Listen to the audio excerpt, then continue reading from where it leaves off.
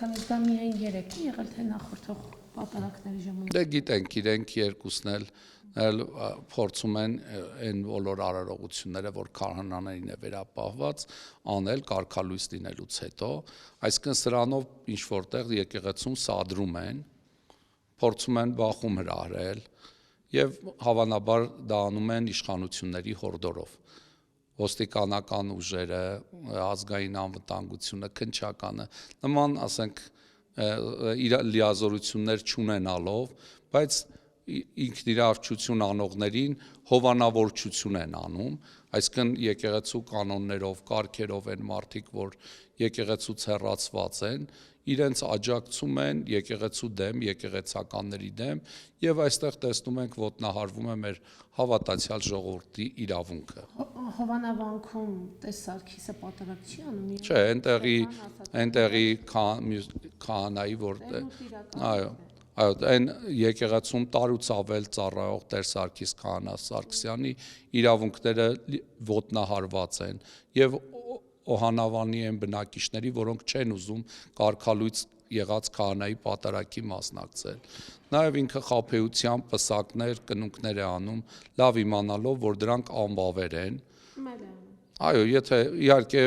ժողովուրդը չի տանում հովանավանք պսակներ, կնունքներ, հիմնականում, ասենք, իշխանությունների կողմից ուղղորդված մարդիկ են այնտեղ կնունքներ,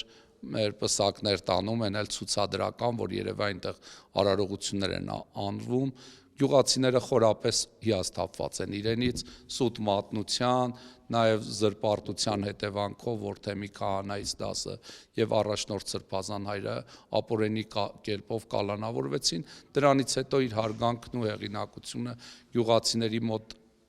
նվազագույնի է հասել եւ գյուղացիներն էլ չեն ուզում, որ ինքը հովանավանքում պատարակներ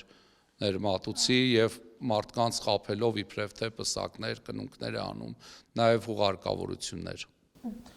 Հուղարկավորությունները, բայց տուն է, չէ՞ գնում։ Այո, տանը։ Կանչում է, Այո, ինքը կանչելու դեպքում առանց ամաչելու կգնա, չգիտեմ նախադեպ եղել է, բայց ինքը չի համարում, որ իրեն կարգալույց են անում, բայց դա հիմք չէ։ Նա այդպիսի,